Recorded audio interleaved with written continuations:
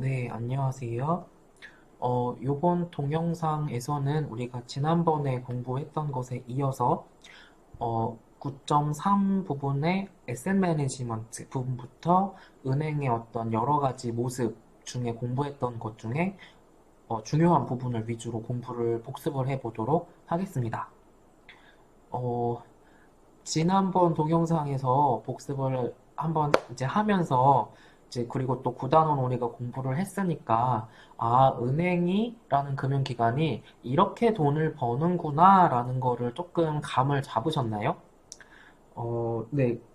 뭐 은행은 뭐 삼성전자나 현대차처럼 어떤 물건을 찍어내서 그 물건을 소비자들한테 팔아서 돈을 버는 형태가 아니다 보니까 이렇게 조금 어떤 다른 모습으로 돈을 벌다 보니까 우리가 조금 이렇게 공부를 해야 될 필요가 있다라고 할 수가 있겠습니다. 우리가 요번 9.3 부분, 나머지 부분 중에 첫 번째로 보실 부분은 Asset Management, 은행이 본인들의 자산을 어떻게 관리하는가입니다.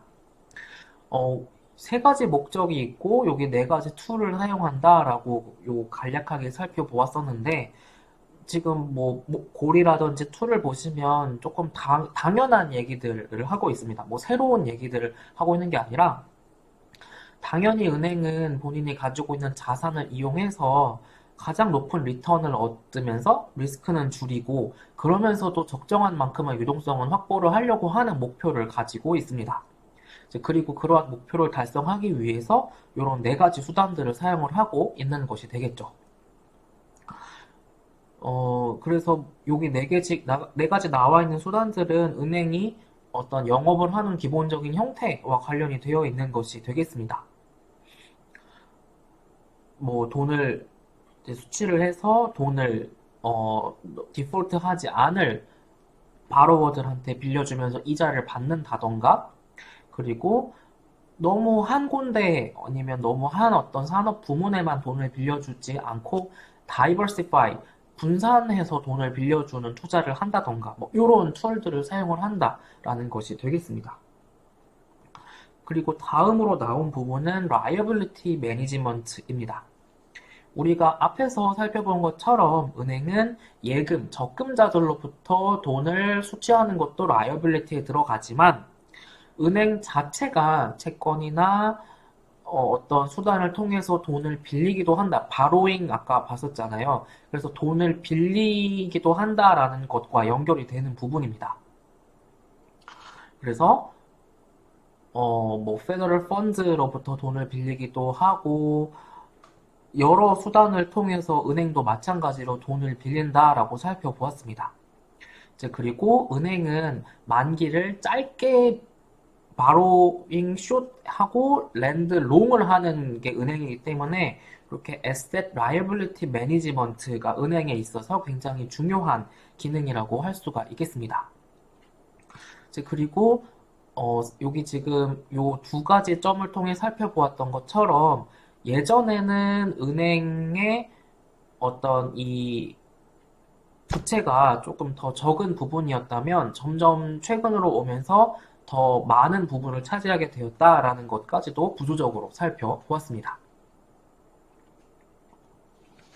그리고 다음으로는 은행이 적정한 만큼의 자기 자본을 유지 혹은 관리하기 위해서 어떠한 방법을 어떻게 해야 되는지를 살펴보았습니다. 그리고 이러한 어떤 적정한 만큼의 자기 자본을 관리해야 하는 이유가 여기 세 가지였죠.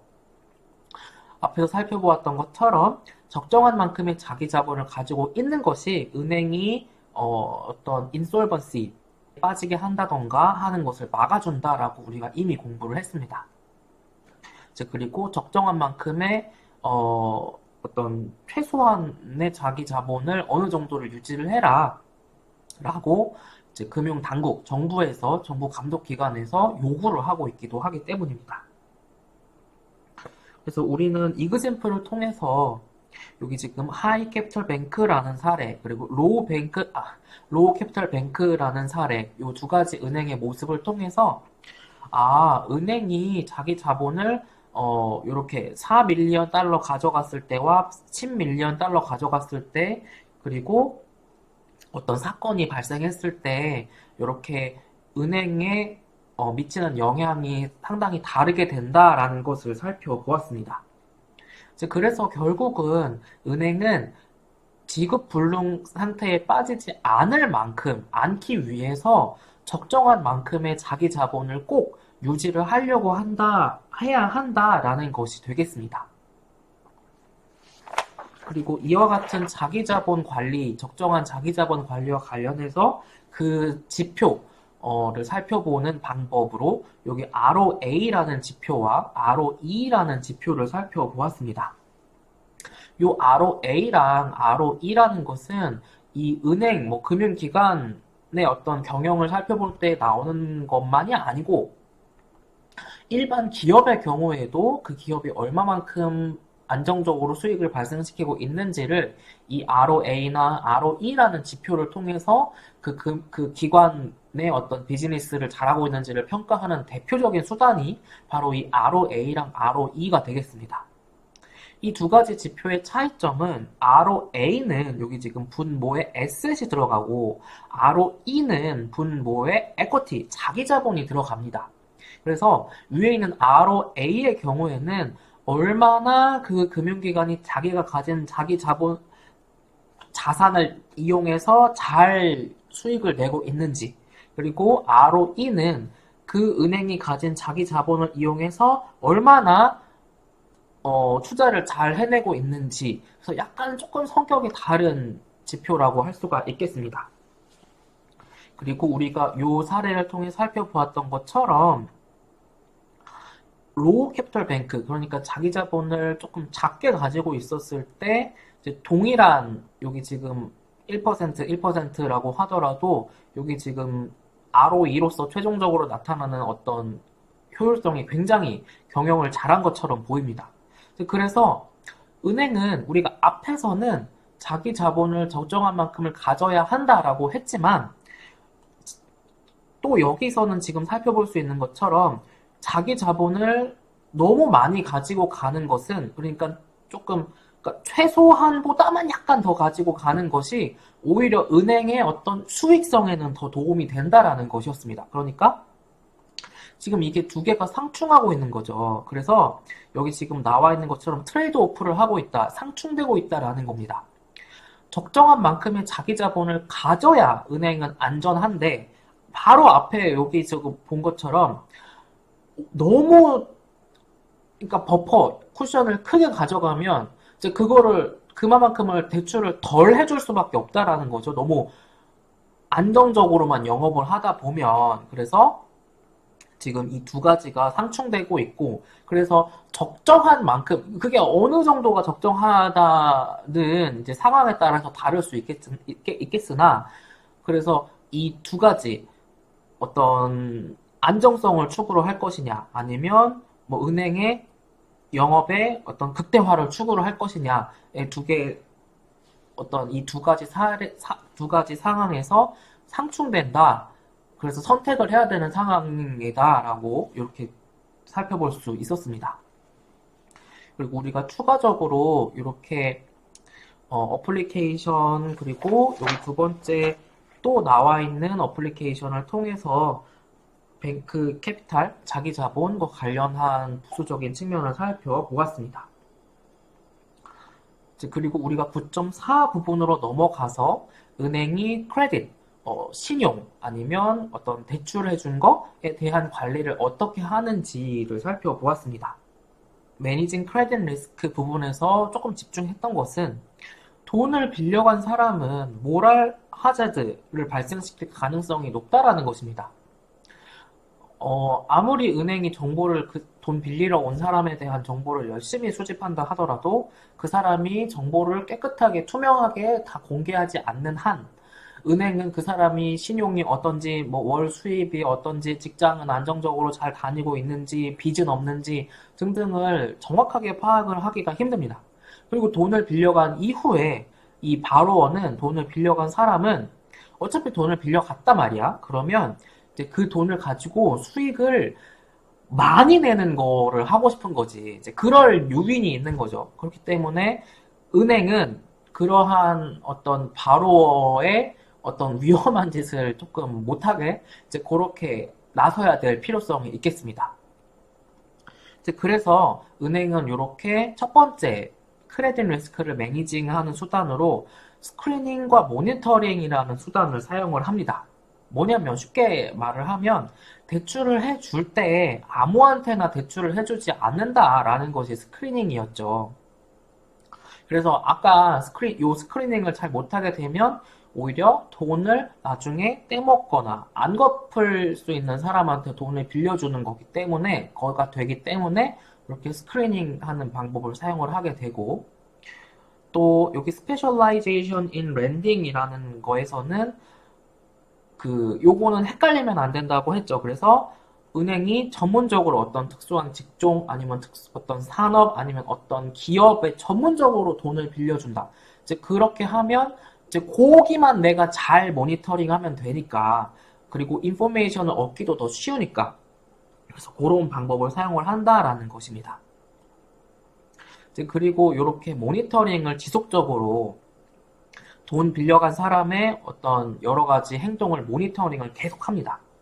이제 그리고 돈을 빌려갈 때 작성한 이 커버넌트, 계약서, 일종의 계약서에 명시되어 있는 조항을 잘 지키는지, 안 해야 될 거를 혹시 하고 있지 않은지, 해야 될 거를 혹시 안 하고 있지 않은지, 뭐 이러한 것들을 점검을 하면서 지속적인 모니터링을 하게 됩니다.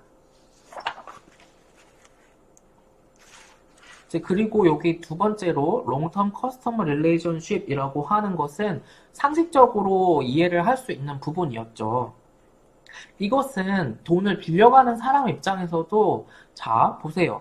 한번 내가 국민은행에서 돈을 빌렸고 잘 갚았어. 그러면 그 다음에 내가 또 돈을 빌리러 갈 때 아예 생으로 내가 거래한 적이 없는 은행에 가서 돈을 새로 빌리면 나한테 이자를 높게 매기겠죠. 그런데 내가 이전에 돈을 빌렸고 계속 거래도 했었고 월급 통장도 나는 국민은행 거고 하면 국민은행이 내가 돈 떼먹을 거라고 생각을 더 적게 할 수가 있게 되고, 그러면 국민은행이 나한테 다음에 돈을 빌려줄 때 더 싼 이자율로 내가 돈을 빌려갈 수 있도록 해줄 것입니다.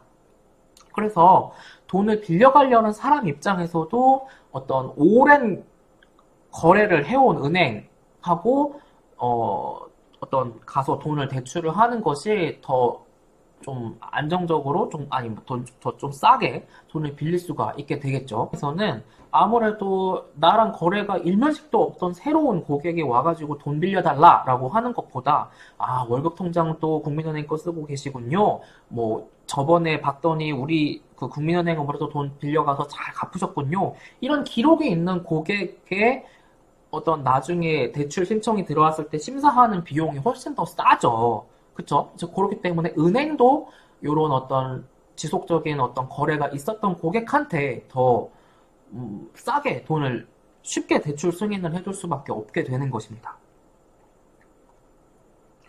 그리고 론 커미트먼트라는 것도 부수적으로 살펴보았는데, 이것은 여기 지금 보시면 나와 있는 것처럼 돈을 얼마만큼을 빌려주겠다라고 약속을 하고 필요할 때마다 자금을 빌려갈 수 있도록 주로 기업에게 허락을 해주는 수단이 되겠습니다. 그래서 이러한 방법을 통해서도 요 스크리닝하고 인포메이션 컬렉션하는 비용을 줄일 수가 있는 것이 되겠습니다.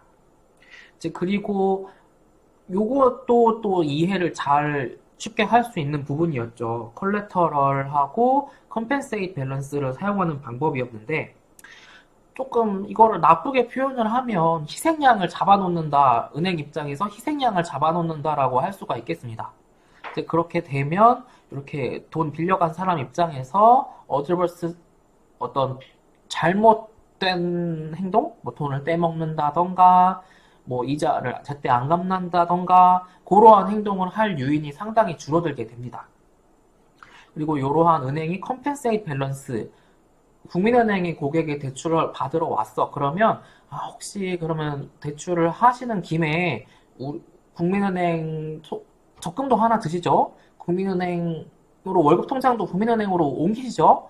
국민은행 신용카드도 하나 만들어서 쓰시죠? 뭐 이런 식으로 은행의 고객이 어떤 고객을 모니터링할 수 있는 수단이 되기도 하고 뭐 그러한 것이 이 컴펜세이트 밸런스가 되겠습니다. 그리고 요 9.4 부분에서 마지막으로 살펴보았던 것이 크레딧 레이셔닝이었죠. 이것도 뭐 어려운 개념은 아니었습니다. 대출을 신청한 만큼에 대해서 다 대출을 해주지 않는다던가 아니면 높은 이자율을 부담을 시킨다던가 하는 방법이 이 크레딧 레이셔닝이었습니다.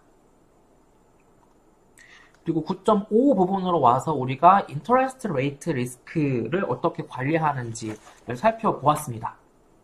은행의 경우에는 이렇게 인터레스트 레이트를 리스크를 관리를 해야 되는 이유가 여기 나와 있는 것처럼 이자율 민감 자산 그리고 이자율 민감 부채가 있기 때문입니다. 즉 기준금리가 변하면 그 기준금리 변하는 거에 따라서 가치가 변하는 이러한 레이트 센시티브 에셋과 레이트 센시티브 라이어빌리티가 있기 때문입니다. 즉 우리나라 말로 하면 변동금리 자산, 변동금리 부채를 은행이 가지고 있기 때문에 이자율 변동에 굉장히 은행은, 금융기관은 민감할 수밖에 없습니다. 그래서 여기 지금 우리가 살펴본 이그젬플을 통해서 에셋보다 그 변동금리부 부채가 많으면 은행의 수익성이 떨어지게 된다. 그리고 반대의 경우에는 그 이자율이 떨어지게 되면 또 은행의 수익성이 오르게 된다. 이렇게 은행은 이자율이 변동하는 부분에 굉장히 민감하게 반응을 할 수밖에 없다. 그래서 이자율에 대해서 굉장히 신경 쓰고 또 은행의 밸런스 시트를 관리를 할 수밖에 없다라는 것을 우리가 살펴보았습니다. 그리고 이렇게 은행이 인터레스트 레이트를 관리하기 위한 어떤 지표들 조금 숫자로 쉽게 나타내 주는 것이 이런 어떤 갭 애널리시스라던가 베이직 갭 애널리시스 뭐 여기 지금 나와 있는 다른 어떤 발전된 조금 더 복잡한 정교한 수단들이었습니다. 사실 우리가 앞에 이그젬플에서 살펴본 게 바로 베이직 갭 애널리시스를 해본 거였죠. 그리고 여기 나와 있는 두 번째가 듀레이션 분석을 할 수도 있었습니다. 경우에도 결국은 이자율이 얼마만큼 변했을 때 은행의 어떤 자산이나 부채의 시장 가치가 어떻게 변하는지를 살펴보는 것이고 이러한 것을 살펴보기 위해서 대표적인 맥컬레이의 듀레이션 개념을 이용해서 이러한 듀레이션 분석을 합니다. 그래서 돈을 회수하기까지 걸리는 가중평균 시간을 계산을 해보는 것이 이 듀레이션 애널리시스의 를 굉장히 간략하게 표현을 한 말이라고 할 수가 있겠고 우리는 이렇게 정리를 할 수가 있었는데 요 바로 뒤에 나와 있는 화면에 요 퍼스트 내셔널 뱅크의 사례 이그젬플을 통해서 이자율이 5% 올랐을 때 이렇게 어떻게 그 은행의 자산이 이렇게 떨어질 수가 있는지 그리고 반대로 요 5%포인트만큼 이자율이 떨어지게 되면 반대로 은행의 토탈 에셋 밸류는 높아지게 되는가 라는 것을 살펴볼 수 있었습니다.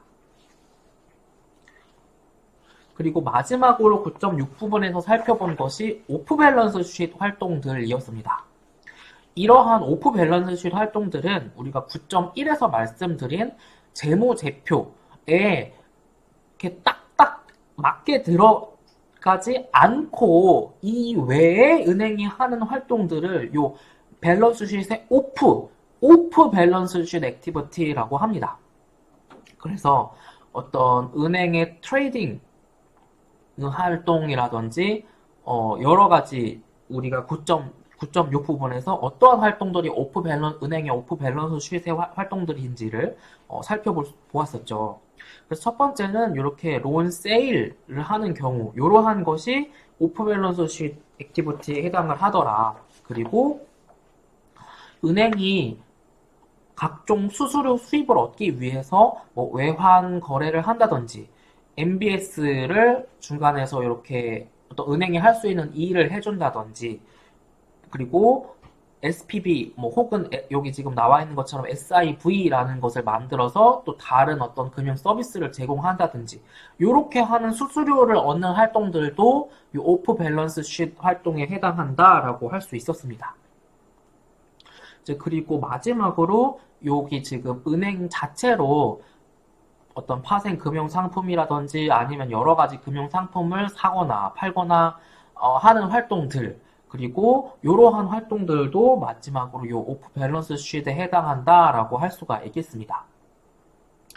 그리고 이 화면 뒤에 나와 있는 글로벌이라는 것과 관련해 부분에 나와 있는 것과 관련해서 이 인터널 컨트롤, 내부 통제라는 것을 간략하게 살펴보았었죠. 그래서 어떤 너무 한 사람이 처음부터 끝까지의 권한을 다 갖고 있다. 그러면 이 사람이 혹시 잘못된 판단 아니면 회사의 이익에 반하는 어떤 결정을 하지 않았는지를 감시하거나 견제할 수 있는 기능이 없는 거죠. 이제 그러한 부분은 그렇게 되면 이러한 금융기관은 이러한 회사는 내부 통제 기능이 상실되어 있다. 뭐 내부 통제가 꽝이다라고 말을 할 수가 있겠습니다. 그리고 부수적으로 이 스트레스 테스트라든지 밸류 앤 리스크라는 용어에 대해서도 간략하게 살펴보았고, 요 뭐 밸류 앤 리스크라는 것은 여기서는 지금 이렇게 간략하게 그냥 말만 나왔는데, 요 밸류 앤 리스크라는 것은 굉장히 중요한 개념이기 때문에 우리가 다음에 다시 볼 기회가 있을 것입니다. 네, 그러면 우리가 이렇게 9.6 부분까지 9단원에서 배웠던 것들 중에서 중요한 개념들 위주로 복습을 해 보았습니다. 그러면 여기까지 마치도록 하겠습니다.